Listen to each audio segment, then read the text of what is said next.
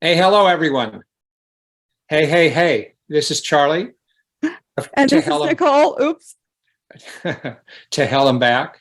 And you know, it's about hell on earth and how to get through it, how to cope with it, how to make the best of it, how to survive, how to thrive. That's what this is all about. Okay. So that's what we're going into today. And yeah, Nicole, do you want to say anything by way of what we're going into here? I Because sure do. I sure do. So hello. This is an open exploration, an experiment, an investigation on the nature of meaning making, language. When we say hell, what do we mean? When we say earth, what do we mean? When we are talking about what it is to be who we are, what it is to be in relationship, what it is to suffer or to thrive, how are we relating to those words?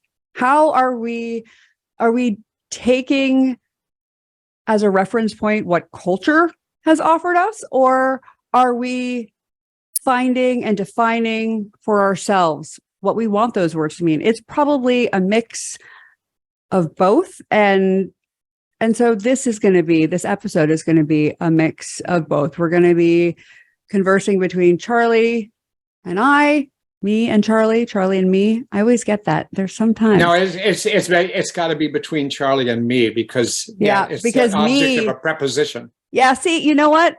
I killed it on my verbal SATs, but I don't know grammar. I don't know the rules of grammar. It's just by ear. When I hear a sentence, my mind diagrams it the way we had to do in fifth grade. And literally. So I saw between you and me, or between as this sort of coming off the main clause of the sentence and then going down to you and me. So it's sort of like it's okay. It's sort of too much of that, actually. Wait, can we go on a tangent though? Really fast tangent. So by the way, I would love to hang out and diagram sentences someday because I never learned to do that. And never. I mean, I have no idea, none. But so I'm a big Churchill fan and I've read a lot of Churchill biographies and autobiographies and all that. But he really, one of the reasons he spoke so well was he wasn't the best right off the bat, but he was stuck diagramming like sentences for for several years. And I found that that he understood the kind of mechanics. He was not great with Latin and speaking Greek and all of the things that his more intellectual contemporaries, at least at the time when he was younger, where they really thrived. He was kind of a disappointment that way. But the reason he was such an incredible orator was because he understood the inner workings of the English language better than almost anyone. And so so now I'm passionate about someone teaching me to diagram a sentence or many sentences. So I think that would be, for a Friday night with nothing to do, that's what I want to do. Anyway, I digress. All right. You do that. That's so cool. Anyway, I do that. I visual. So cool. It's the way my mind just works, but it's because of so much. I don't know what else they taught us, but they did teach us how to visually diagram sentences. And and it affects even as I speak when I give workshops and I need to come into a sentence and it's a complicated sentence. It's sort of it appears as if it's like this little thing that happens in the visual component of my mind. I think between that one, when you were saying between you and me or something like that, I just immediately visualize it as coming off of the main clause, the main verb, but anyway, this is a waste of time. I think it's I don't think so at all, actually, because I think language is so important. We relate. It's what we use. When we change our language, we change our perception. And I think that differs to some extent for some people. Some people are more, verbally oriented than others, but it's this is what the whole, at least for me, when I think about what meditation can do and what even like the flow state, trying to actually engage with experience in a pre-verbal way. It's very, very difficult, if not impossible. But, to kind of see something before your idea of the thing, to actually engage with something directly without that, because it's the concept, and there's the language, there's the structure, there's that kind of superimposed, there's your education. It's like, I think that's what's always running interference. And I think identity, which is what we're talking about. And when I think about what a verb is something that's always changing. It's always, it's not something that you can catch in your hand and look at and say, oh, this is this, or this is that. It's that netty thing. It's neither this nor that, or it's this and that.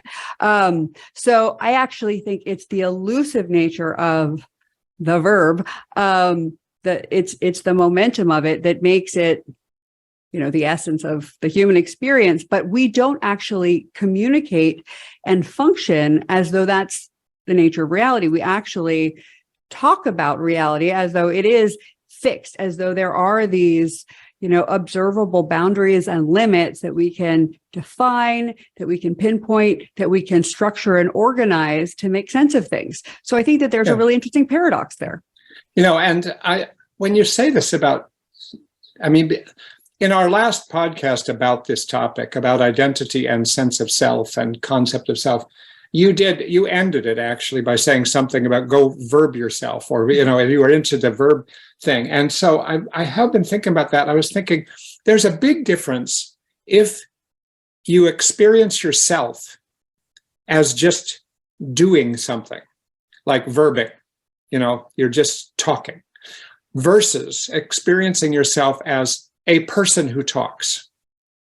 If you just use verbs, you're really all about just what's happening now, and then it gets replaced, and then it changes and it morphs and stuff. But if you start to say, I'm the kind of person who verbs, you now have identified a type of person. And there's something that's more lasting about that. And it's, in some ways, it's more stabilizing and it's more confining. Yes. It's more confining. And I think that's part of what we're talking about, is that it makes a big difference how you define yourself, your sense of self. Because every different philosophy has different ways of thinking of what is the self. Right. And if you think of yourself as a verb, then you're just kind of what you're doing now, like what I'm doing now. I'm talking to you. And now I'm not. Now I'm saying different things, and now I'm saying different things, and now I'm saying different. And now I just said the same thing, but in a different way. And sort of like verbing, as I understand what you meant, but I don't know if this is what you meant. But where I went with it was that it's very close to just that idea of being in the moment and acting in the moment, responding in the moment, as opposed to having a sort of a heavier definition of who you are. And that includes based on what credentials we talked about last time. Right. Are you a person of these accomplishments, of these credentials, of these taglines, or are you just somehow separate from that, in between those things, or behind those things? And there was a moment last time I really loved it when you were talking about how you've spent a lot of your life trying to deal with your relationship to recognition, to accomplishments, to taglines, to definitions of self, because you found them in different ways kind of confining and disappointing. Yep. And so, and so you've kind of leaned away from seeking external credentials, and you leaned into the ambiguity of what's in your back of your mind, or what's your uncertainty in your mind, and stuff like that. Do I get that right? Well, okay. So there were a lot of questions in there, some statements and some questions. So I guess let me first respond to the part about, I think what you observed about this tension between the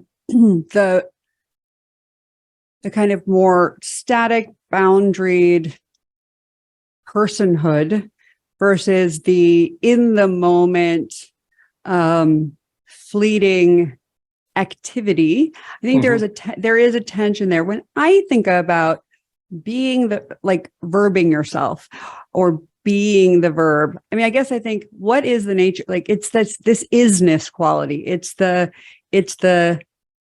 being quality, which is a bit ineffable, and it's hard to pin down because I think it contains both the kind of lasting, the persistent patterns, as well as the in the moment expression. However, and this is, I feel like this gets so abstract, but the way we define these persistent patterns, the I am, can also shape those persistent patterns. So I'll give an example that is just coming to mind right now. It's okay, I am someone that has ADHD. If I think of myself in that way, if that's the self-definition that is at the forefront of kind of my personhood, and I'm repeating and reiterating that, and what is true, many things are true, but what becomes that tagline, what becomes the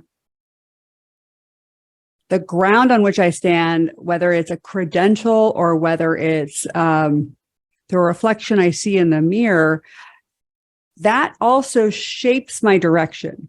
So I think there's something that's interesting for me about allowing for the fluidity of an open question, because there are many forces culturally that already are pushing us towards clear, unequivocal statements of personhood. So, maybe if I were someone who had grew up somewhere where everyone was just everything and everyone was, that where verbing was the status quo, maybe I would want to gravitate more towards claiming an identity, or claiming I think about marginalized populations also where certain parts of identities have been unacceptable. And then, I think in those cases, it makes a lot of sense to want to really own and announce and amplify parts of identities where it's been not okay to have. So, I think that the conversation itself, the nature of self-definition and self-identification is ambiguous, but I think that when we treat it as though it's not, when we look to say, it's because it's not I guess my answer is it's never an either or. And that it's, for me, what's interesting is the question, is the kind of dissection of what motivates one way of speaking about ourselves, reflecting on ourselves and our relationships over another. And I guess I'll say one more thing. When I think about relationships, when relationships get static. So when I think about, let's say, my little brother who, I went to boarding school when I was pretty young. So we only lived together until I was 13.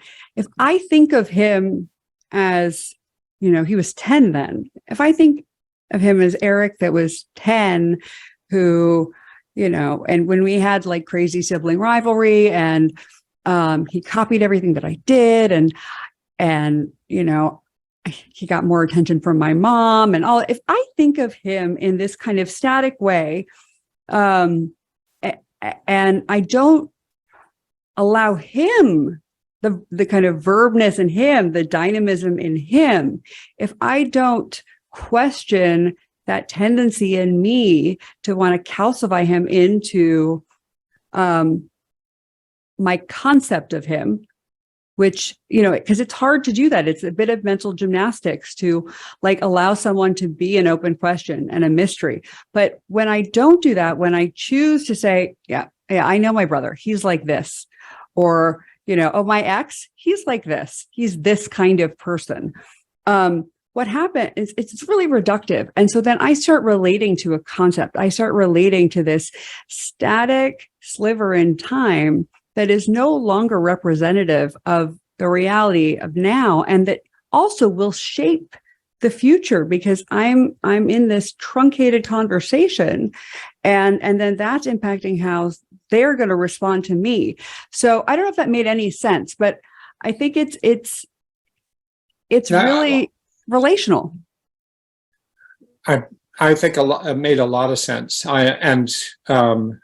Speaking of mental gymnastics and ADHD,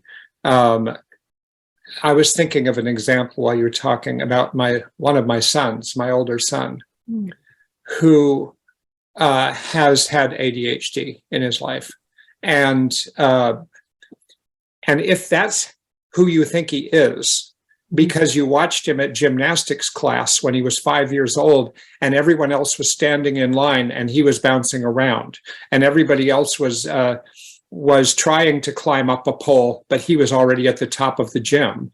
And because he was very gymnastic, he was like a monkey, you know, and always moving. You would think, okay, ADHD, all right, here's a person with ADHD. He's the kind of person who this is going to happen to. But then if you watched him at the same age, sitting at the Butterfly Museum, sitting still for an hour, absolutely crystal clear still, waiting for butterflies to land on him, you would say, no, he probably has OCD. I mean, or if he has anything, he's just so. Or if you saw him talking at dinner, where he's also juggling spoons and forks almost repetitively and playing pranks on us, you would think, yep, ADHD, that captures him. But then you'd see him during the same era of his life. He had a friend over, and he's like maybe 10 years old, and he wanted to build a gingerbread house from scratch with graham crackers and frosting. And he must have spent 3 or 4 hours sitting completely still building a gingerbread house while ignoring his friend. And it's sort of like, oh, is that ADHD? Well, you know, it's very complicated because, and this is where I totally agree with you. Once you accept being defined by a concept, or like, let's say me, oh, you're an academic psychiatrist. Yeah, not the kind of person who's going to sit with a silly hat on and do a podcast with a person who's in New York. With an unknown. less and less of an unknown. But, you know, it's sort of like once you accept certain types of self-definitions, you're like living inside a room. Yes. That has certain walls and certain contours and certain shapes. And then if you decide, wait a minute, this is not the right room for me, but you're in that room. Now you're in a sort of a tension in your life. Like, do I need to break out of this room in order to move around in a different way? Or can I really redo who I am within the same room? So I sort of think like that. Yeah. Well, and I think it's really hard, at least for me, when you've built up a narrative about yourself or about the world, and you've made a lot of decisions based on that narrative, based on your story, and you've been holding really tight to the story about, like, this is the way the world works, this is the way things are, these are the things that are available to people like me, people like this, if you're going, you know, with the concept version, right? You know, people like me do things like this, but not like this. People like me fit in here, but not like here. Or maybe people like me don't fit in here. If you're recognizing the extent to which that is restricting, you know, your possibilities, it's keeping your life small, and that it's just maybe out of alignment with your values, with your sensibility, you have to make yourself wrong to change, which is really challenging. So to say, oh, well, maybe that's not true, then all of a sudden you're kind of pushing up against for, maybe many decades of framing the world in a certain way. And that, I mean, I found for me, as I continue to go through these evolutions of, I think softening making my the labels that I place on things and on myself increasingly provisional, tentative, and, just sketched in light pencil rather than in, black permanent marker. Because there's something that happens where it's like, oh, but I had made a statement about the way this was, the way this relationship was, who this person was. And there's something nice about feeling righteous. When you even if it's limiting for you, there's something nice about knowing that clarity of I know who I am. I know who they are. I know where I stand. I know where I belong. I know where I don't. And even if it's not comfortable, it's certain. And as soon as you start to question those things, there can be a lot of, for me, there's sometimes there's a lot of grief. Why did I keep my life so small for so long? What if I was wrong? And wait, was I the one creating all of that distance and shutting myself off all this time because I was afraid? You open yourself up to a lot more uncertainty. And I think it's understandable why that's not something that we do a lot. It's understandable why, particularly in periods I feel like we're going through in the world right now, where there's already so much external uncertainty and so just everything feels volatile. So let me give you an example of that. I was just thinking when you said that if I was if I was an 11-year-old boy, mm-hmm. and I had feelings sometimes that I'm sort of like a girl. Yeah. And I grew up in the 1950s when I did. You would just grow up feeling like, well, I'm a boy that sort of sometimes has some feelings like a girl. And what would I do? And then I would figure out what to do about that. But my context at that moment in history, in our culture, did not include the option of going trans, of deciding I'm going to change my identity, my gender identity, to a female identity. Right.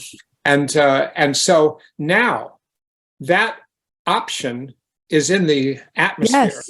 So when I grow up as an 11-year-old boy now, and I feel a little feminine, or a girl that feels a little masculine, you aren't just become a tomboy who maintains your identity as, you think, you know what?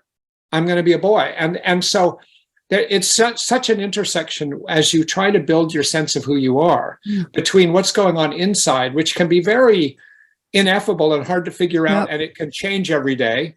And then what's going on outside, which is your social context, which is saying, here are your options now, Charlie. You could go to Harvard, or you can go to University of Oregon, or you could go to this, or you could go to that, and so I went to Harvard. Right.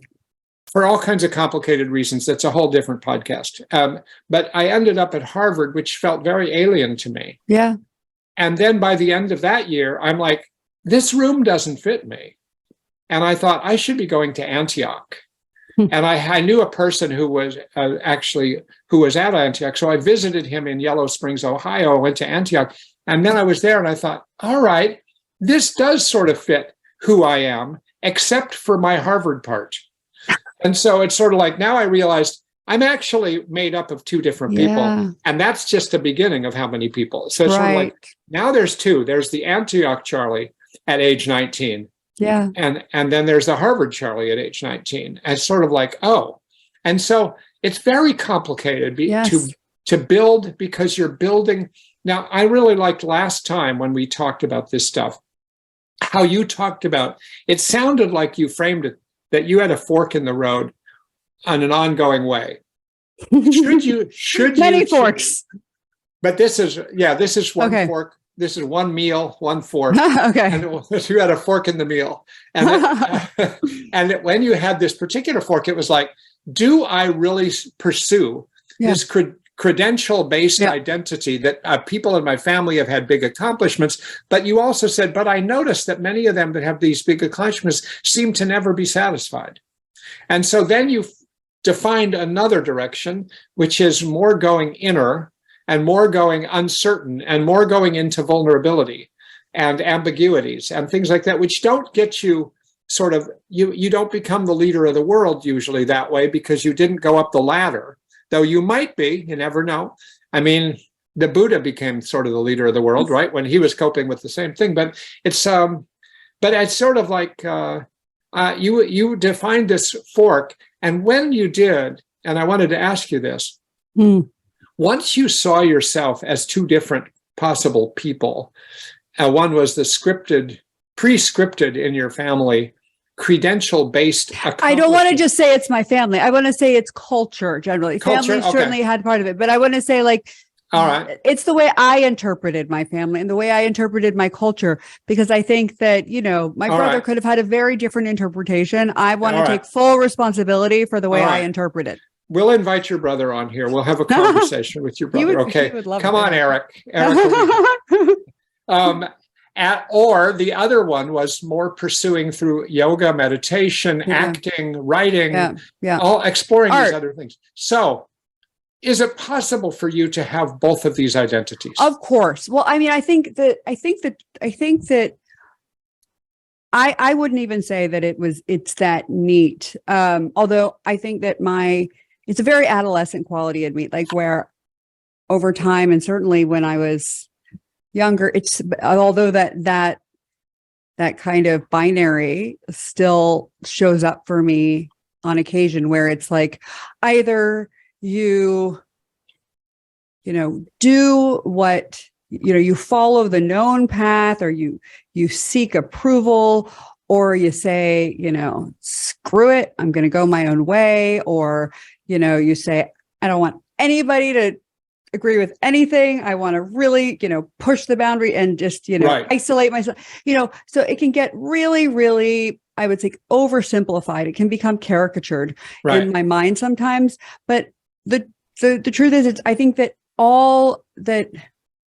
neither of those things are real. They're also just concepts, and they're also just projections. I mean, from the very beginning, and that's why I'm like, it wasn't my family, it wasn't my cult. It was just the way I interpreted the expectations of me, and even my own ambition.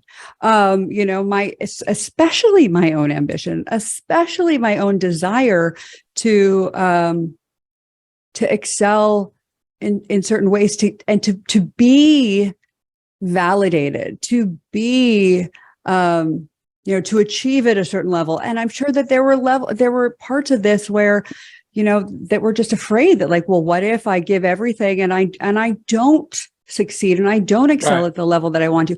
There's lots of complexity there. But I think that what I've realized is I think I have come to be a little bit more gentle, curious, and just expansive with the way I dialogue with my multitudes. Is that, it, like with all dialectical tensions, they, one doesn't exist without the other, and they're all these are tensions which I think serve my consciousness, my ability to tune into an alignment that is not a perfect, there's no perfect. It's like if I look to my body as an analogy, and I think about like being, so I'm hypermobile. I don't know if I had said this last time. So I'm hypermobile. I'm really flexible. And what that means is that I can do a lot of shapes in ways that compromise the kind of structural integrity of my body. So I can kind of, do the result of, I'm thinking about yoga. I can do the result of a lot of poses in ways where, but I'm tweaking my pelvis, I'm holding my breath, my diaphragm's jammed back. And so for a long time, I think that I was kind of like, it was like the important thing is doing the result, looking like this external idea of what good enough or the credentialed thing or whatever, no matter what the internal kind of cost or however I had to manipulate myself to do that. And I think that is this kind of out of integrity bit that's like where these credentials or this kind of calcified idea of anything becomes problematic, at least for me, because it's disembodied. It's no longer, it doesn't actually exist. And that's where, in the present moment, even with relationships, if I'm relating to someone from some concept I have from the past and I'm missing who they are right now, that's out of alignment. So it's not that there's anything wrong with wanting to, do a backbend or put my foot over my head. But if I'm doing that in a way that's hurting, that's pulling at my ligaments and that's going to create injury over time just to get to the result, like, because I'm not paying attention to actually what's going on and I'm just pushing, that's, and in the same way, if I'm not even going to try, or I'm going to say, well, I'm going to decide ahead of time that I can't do it, or what, like, that's out of integrity, because if I deeply want to, but I'm not. So it's this place in the middle where it's like, okay, it's slower. It's just slower. And it's more about sensing into, yes, what is going on, and also having a clear sense of the direction, but being provisional with it. So yeah, these are the contributions I want to make. This is the impact I'd like to have. Yeah, I'm aware. I would like to be my version of Steve Jobs and Oprah still. Why not? But I'm not attached to that in the sense that the way that I am today in this moment is someone that is massively imperfect. And I guess that is clear enough about my internal posture that the external expression of it and the way that it's received, that it's just less shaky. It's like less. So I'm not needing. No, I get what you mean. Clarity. Do you? That seems very. You gave it. No, that's a little vague, but I think you gave a concrete example of it last time when you talked about there was a stage of your life where you wished that you weren't concerned so much about your appearance, but now, I am. But now you are concerned about your appearance, and you've become much more stably okay with that. It isn't like now you think, oh, there's something I wish I was not so. No, it's like, okay, this is one of my values, and I care about this, and I care about being excellent intellectually and in my work and in my relationships and everything. So it's sort of a good example of that, of how you can for a while you go through a sense of identity of, oh, I wish I weren't that way, or I don't like being that way. But then you realize over time a kind of radical acceptance. Yeah. I am that. This is a part of who I am. And then you come to terms with it differently, and your identity changes, as it does all the time. It just always, some people try to maintain their identity. I want to say something about when we bring some of these things up. A difference between establishing your identity in a Western culture versus an Eastern culture. Yes, I think that's very important. The philosophies are very different, because in a Western-based philosophy, you're more likely to think that the world is stable and things are permanent and that you are consistent and you're autonomous. And I think that creates a background in our culture, a Western culture of, okay, I'm this person and I'm going to be this kind of person. And today I'm this person. I'm the same person I was yesterday, et cetera, et cetera. Whereas in an Eastern context, you're more likely to be thinking a little bit like your verbing idea. It's a little bit like, no, now I'm this way. And I happen to be this way. And by the way, I'm also the opposite. And I'm actually not the same as I was yesterday, because there's not the same belief in permanence. There's not the same belief in that this is how things are and that what you see is what you get, and that it stays stable and consistent over time. It's sort of like, so these are very different. I mean, one of the reasons you and I are even talking was because of mutual interest in DBT. Yes. And one of the things I've liked about DBT, though, it took me a while to appreciate it, because at first I just thought, oh, this is a great collection of skills for regulating emotions. But actually, what, as you know, what got me more than that and kept me more than the 3 years I thought I would spend into DBT was this sort of collision or synthesis or integration of 3 different philosophies. And one of them is more that Eastern philosophy, and it includes kind of mindfulness, and it includes dialectical thinking. And it's sort of that everything's changing all the time. Yeah. Everything is related to everything. And I'm not the same person I was yesterday. And at the same time, there's another part of DBT that says, no, that I am. DBT is science and it's spirituality. Yes. And you can really, so you can actually bring all of that together in one model, a complex model of thinking. Yes. Some people don't realize how complex it is, I think, but it gives you a grounding to be able to change the walls in that room, to widen the floor, and to add, or as Carl Jung did, if anybody read his autobiography, I think it was called Memories, Dreams, and Reflections, that he built a house outside of his house as he got older. And he built it outside in the woods. And it started as just a little room. And then he added something, and then he added another thing, and he added it in a spiraling direction. So now he had a house that was like a maze that's spiraling outward. Each new room represented how he was then. Yeah. And so it didn't get rid of how he was before. Yes, it included but he added to it. So I thought that was really cool. I do too. I know. I think what you're saying is so, I mean, I think it's profound for a lot of reasons. And I mean, I know we're kind of going everywhere, but like, I think that there's something about death and decay, and at least in Western culture, particularly, you know, in the last 100, 150 years, and, you know, as our scientific,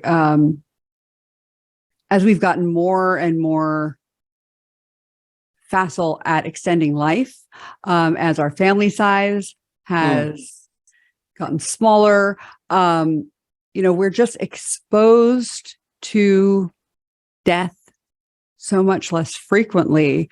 And that awareness of kind of the transient nature of things. I mean, and even in terms of what we do tend to culturally, what we tend to celebrate, what we focus on, where, you know, what our movies are about, who we look at, and what the people we look at look like, all of that. It's a really, really narrow picture of identity, of success. And it doesn't include that tension of, you know, everything that begins is, you know, beginnings are also ending. We're not in that kind of paradoxical experience that I think Eastern contemplative frameworks that are kind of centered around the sense that, you know, being born is also beginning to die from the beginning, and that, you know, we're by engaging with any process, you know, there's always this interdependent nature, you know, aspect of it. We're so individually centered and focused, and you know, and it's, and again, it's not about being right or wrong, but it's really challenging to allow for, I think, the both and, when right and wrong, good and bad, evil and I don't know, whatever the opposite, worthy, heroic, whatever, when those are the kind of pillars, the structural pillars of, you know, a society's language, almost from the end. So I just feel like, this question of interdependence and thinking of identity as something that is, not necessarily entirely socially constructed, but that's like, it's socially informed. And I think that your point about what's going on with gender right now, and gender fluidity, it's really apropos, because we are, it's the water we're swimming in. And it's interesting why, there's so many options, so many possibilities. There's so many kind of lenses or camera lenses to look through and kind of find ourselves reflected back. It's really interesting for me to think, why do some of us kind of gravitate more towards those clear delineations, and others away from it. So with you, you're like, I've been on this track and not. What do you think has allowed you to kind of be in both places at the same time?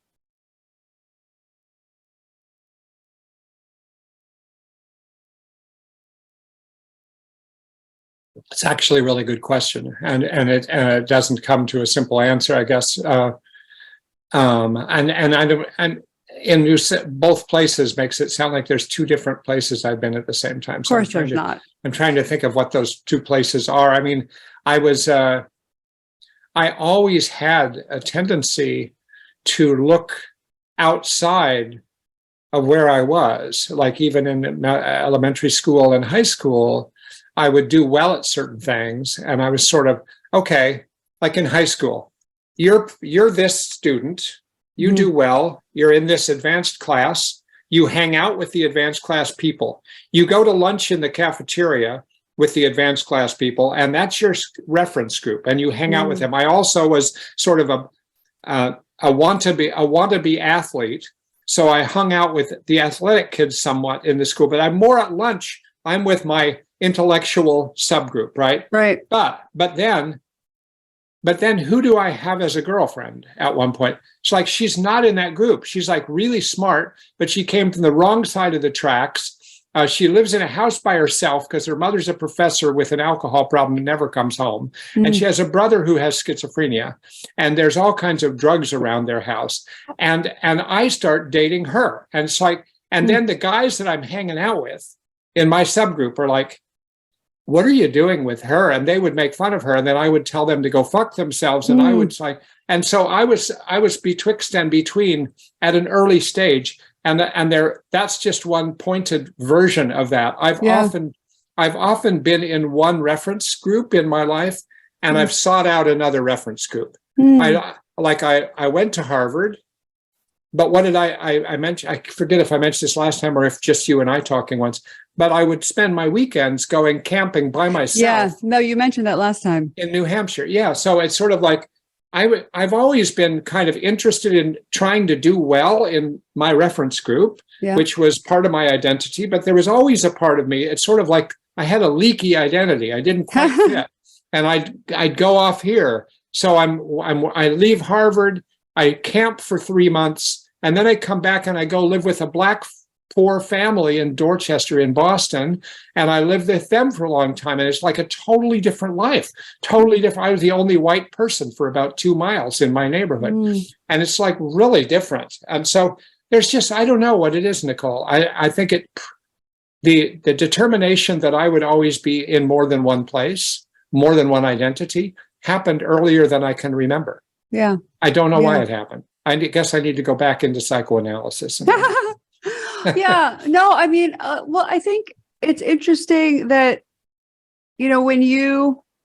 as you were working on I'm curious, as you were working on, your DBT book, and you were thinking about principles and really kind of doing a lot of synthesis probably, and really getting to, maybe this is not maybe, we should definitely have another conversation about this, but like, I'm curious what that process was like for you to kind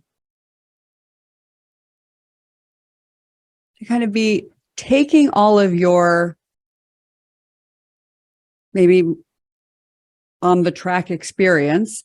And then also, because at least for me, your book has it's a distinctive voice, and it really is a book about self permission within with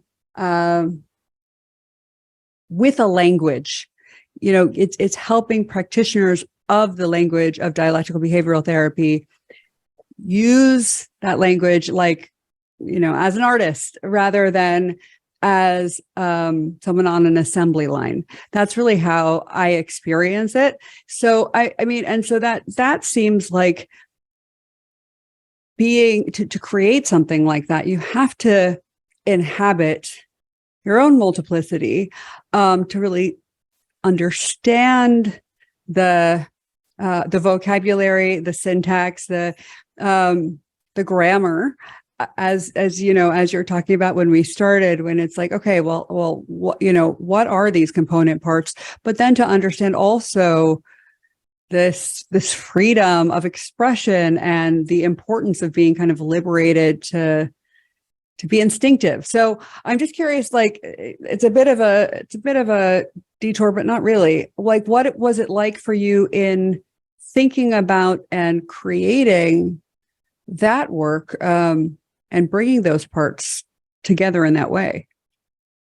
Well, first there's a background that my original training was in a different therapy language. Yes, which is a whole other very interesting. Yeah, so I was already trained more in depth in psychoanalytic thinking. So that's not the usual path into DBT, which is a behavioral treatment. So that's one thing. The second thing was that when I did sit down to start, I really wrote the book after teaching for 15 or 20 years DBT and doing role play after role play in public in workshops, and realizing that there was this dichotomy within DBT. On the one hand, it's an evidence-based treatment with over 85 strategies and 100 skills, and you're supposed to know what to do all the time. And you're always measuring adherence to and making sure you're doing the right thing. So there's a very right thing sort of part of DBT. Right. Like, are you doing it right? In fact, the annual conference in the United States is called "Is It DBT?" I mean, it came out of that. So there's this preoccupation with doing it right. But then when I really reviewed my personal experience treating difficult people with DBT, I realized that, and then I said this to myself, and it was sort of a turning point, and I think I put it in the preface of the book, is that you realize that as much as you have a cookbook that's supposed to tell you what to do under all circumstances, actually, you never, ever know what to do. And so what I just thought, how weird that is, that actually, if you stop a session when somebody says, well, there's 5 minutes left in the session, and now the person says, and I think I'm going to kill myself this weekend. Now, what do? It's like, there's 5 million things you could do, and there's nothing in the book that tells you what to do. It sort of gives you some general guidelines. Yes. And I think what was different about me than some people, because I knew people that were throwing DBT overboard when they started to not like things. I was very hooked on the value of DBT, the value of science, the value of evidence, the value of all the work that went into it, the brilliance of Marsha Linehan. And I trusted my gut that actually nobody, so I started asking other therapists who are senior, excellent therapists in DBT, what would you do? What would you do? What would you do? And if you watch people do role plays, or you do 5 consecutive role plays, you never do the same thing twice. You're the same person. So I started to think, what is this? It's sort of like the front layer of DBT is here's how you do it, and you got to do it right. The back layer of DBT is you never know what to do. It's a tractor and a verb. It's a tractor and a verb. But isn't this always the way of it, though? I mean, and I think this is this interesting tension that we're all always wrestling with, is that the kind of presentation, the credential, the resume statement, the kind of cocktail conversation is, hi, this is who I am. But what's going on in the background, the reality is so much messier and more complex. And so, everyone, all of us, all the time, we are kind of going back and forth between, I'm I'm a doctor. I'm the head of blah, Right. blah, blah, blah, blah, blah. Right, But right, then what right. happens when you lose your job? Or what? Are you no longer you? Of course not. So What if, like, or nobody listens to you anymore? Now you right, become a you're different person. obsolete. Oh, AI is obsolete. taking, artificial intelligence is taking over everyone's job. And what? We're no longer like, this is the crux, I think, of what it is to be a human being, particularly in a very crowded world where we're no longer directly responsible for making the instruments that we live with. We're not killing the bison and we're not plowing the field. Some people are, but many of us aren't.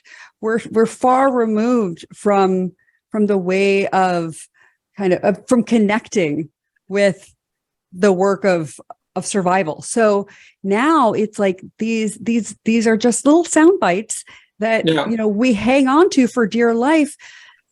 They're super misleading. At least for me, it felt very fragile to kind of hang my hat on some externally kind of created idea. But at the same time, as you say, there's a lot of value. We need these taglines to some extent. We need to be able to operate and converse and be recognized by each other. And in many cases, and to find other people like us. I belong to you. You've been searching. You know what I love about how you've gone about your life? And what? Tell me. Yeah, well, I realize this doesn't probably cover all the territory of your life, but what about this conversation? Yeah. What I think is hard for people to do that you've done, because what can be the perception of others, and what the expectations are. Yeah. When you enter into law school, you're supposed to finish law school. When you enter into social work school, you're supposed to finish. Yes. All these things. And yet the way I conceptualize it in light of this conversation is that when you entered into law school, you went into a certain room.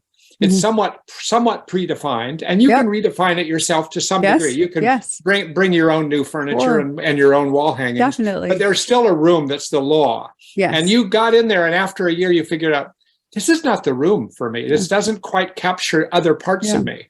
And you went to social work school, and it was a different part of you that you were seeking.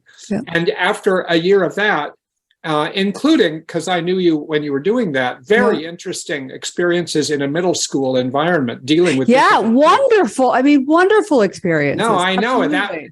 So you entered into that, and then you left that, and then you went to this master's program at NYU. That's much harder for me to even define. I won't even try. But it's sort of like, you keep doing these things, and then you do your own podcast, or you're working on that, and you're working on this podcast, and you're doing your coaching, and you go to a lot of workshops. You're really a seeker, and you keep entering different rooms. And I think probably with each room, you're carrying part of the room with you. Oh, absolutely. No, I think that that's the everything that I don't know that I would even know how to look for the next room without the experience of the last one, if we're using that language. Right. And I feel like I've really been so fortunate in that I've loved all of these. I've loved all of these rooms. I mean, there's so much. I think I get more and more clear on. For a while I was just, you think you need to be picked, or you think you need to have, you need to find the right community, or it's something out there. And over time, you realize, no, I can create it. I know what it is that I want. I see what's great about this space and what's missing. I see what's incomplete. And, because I'm someone that is a kind of transcontextual, transdisciplinary thinker. Right. It's been very interesting to kind of experience and live into many different spaces. Yeah. And recognize these opportunities and also see where there's inflexibility, and where the kind of, I don't know, where the identity of the institution or the identity of the form or the shape has maybe kept that space, that room, cut off from, adapting to or meeting the moment, the culture. And it's one of the things I think is so fascinating about technology, emerging technologies, and and this moment in time. Also, I think also about entertainment, performance, because it is a mirror, but it's also kind of driving where we're going in a lot of ways. And all of these other things like law and social work and psychiatry and neuroscience, so much is moving so fast, and the kind of habit wheels. It's all just like individuals, right? But are very sticky. We get into routines. And certainly much more so within institutions where it's once there's a lot of investment in a certain way of doing and being and operating, it's very, very challenging to kind of reroute. So because it's easier in one way. Externally, it's easier to get on one of these tracks and keep going. Yes. It's harder to do what you've done, and yet it would have been hard for you to stay in any one of those rooms. So I couldn't have. I just couldn't have. I couldn't have, because it wasn't right for but again, that I think as somebody that as is looking to kind of create and innovate and make an impact in a certain way. Mm-hmm. All of those, it was just training, right? It was all mm-hmm. instrumental in terms of building up, I think, a unique vocabulary. And I think that's true of a lot of people that are entrepreneurs, a lot of people that are, you have to fail a lot, and you have to try a lot, and you have to know what works and what doesn't work. So, right. I guess I never saw, I still don't, any of those things as being kind of like the wrong, I think they were all just like, they were instructive. They continue to instruct. So, right. But I think I could never, and I don't know that I'll ever identify with any of them or with anything, because I hope, at least what I see as the opportunity for the future and for my, is to be kind of in a generative and evolving space that's always co-creating, collaborating with changing forces, outside and around me. And that has to be dynamic and fluid. Now, look, I want to respond to that with a song. Oh, please. I wrote this song in response to what you said last time. So this is kind of a song to you. And here's the problem. The technical problem is that I have this song that I wrote that I want to sing now, because it's absolutely about a number of the things we're talking about. And technologically, I don't know whether to sing it without my guitar or with, because I'm not set up in a sound way to do it. So just let the guitar be there, and then you can do it again without the guitar, and we can just try. We'll try it this way. Okay. This is called verbing. Oh. And it's to the tune. It was to a Bob Dylan tune called My Back Pages.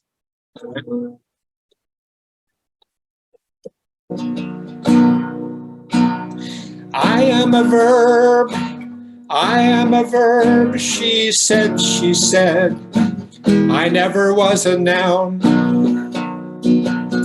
Labels make me mostly dead, they take my spirit down.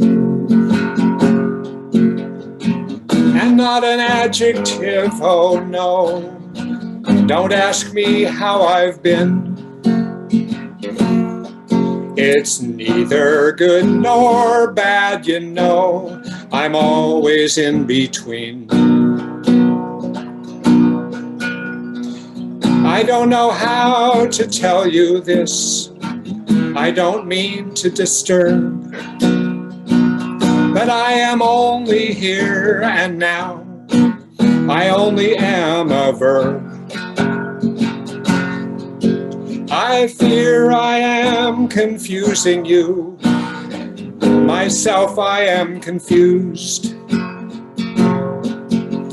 They say to thine own self be true, at best I am amused. 'Cause a self is just a big idea, you won't find one in me. It's nice to have, but it is just a changing entity.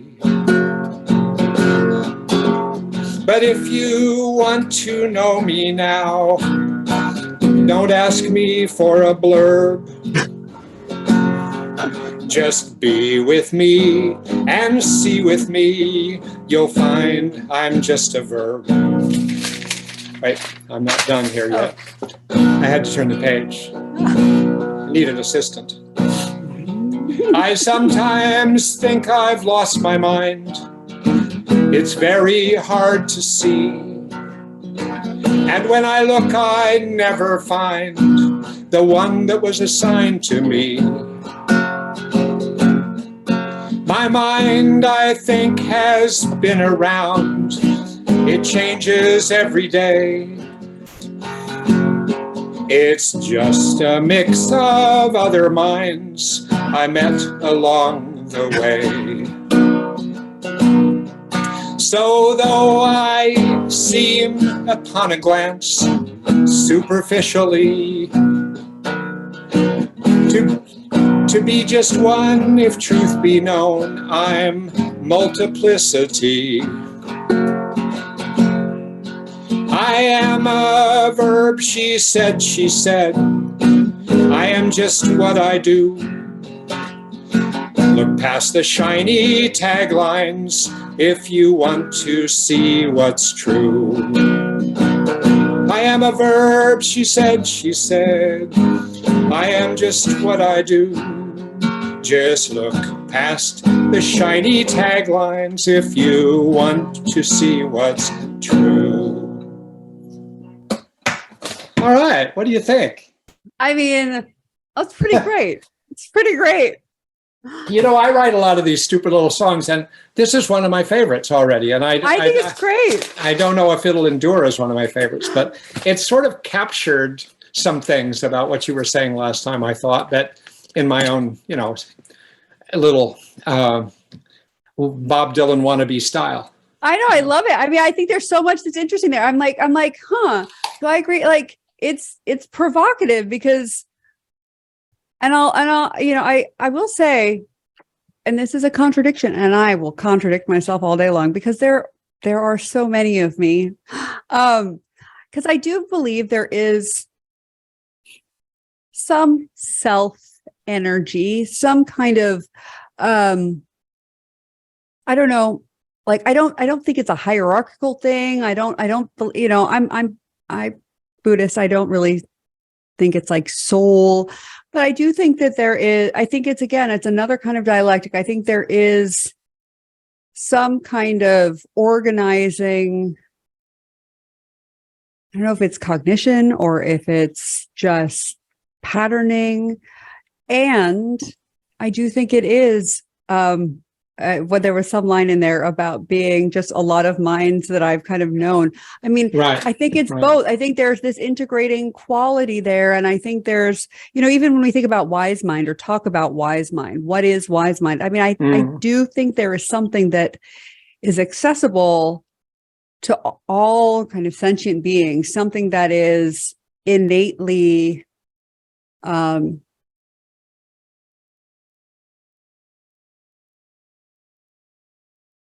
wise, that gravitates to, and I think it's the part that senses, you know, that is embodied, that is kind of, that does inhabit the moment, that is not kind of reacting to old stories, and that's not anticipating, you know, how things should be, or that, you know, which is really kind of still coming from the old stories. But I do think it's something that's present and alert, and that includes both the external environment and this inner awareness, and that's both flexible, but also, you know, that you know, again, our bodies are containers. Yeah, they'll die and they change, and I'm not the same, you know, whatever. Right. 10-pound 2-year-old or whatever. So I just think it's this place where our brains get to kind of drop all reference points, and no, and I think when you're a therapist and you're a coach, when you're a therapist, and nothing's working with your client, you're trying to help your client, but it's not working, and you can tell it, nothing's happening. To be able to just drop what you're doing and just jump ship to some other ship, or to do something different, so that, and to realize that maybe we should take a walk, Yeah. Maybe we should pound ourselves on the chest. Maybe we should both scream. Yes. Maybe we should like turn our chairs around backwards so we aren't looking at each other, because anything you do different with your body or your position, anything different changes everything. Absolutely. And if you believe that, it endorses trying different things. And that was part of what went into writing that book, is sort of realizing, well, now this isn't working, so maybe I should. And I've sung songs to my patients, that I make up and sing a song, and it may or may not change anything, but everything. Well, it does change something. Everything changes everything, actually. Yeah, it does. It does. No, it's great. I mean, I think that I think we need to have more conversations about the process of writing your book and about your book in general, because that's something I'm really interested in, but I think it also gets to these questions about, how we do hold an agenda, whether, we're working with someone to try and create better outcomes, as well as, dropping the agenda, how we do enter all of these paradoxes, right. With curiosity, with openness, and with recognition of all the things that we just don't know, with humility and confidence.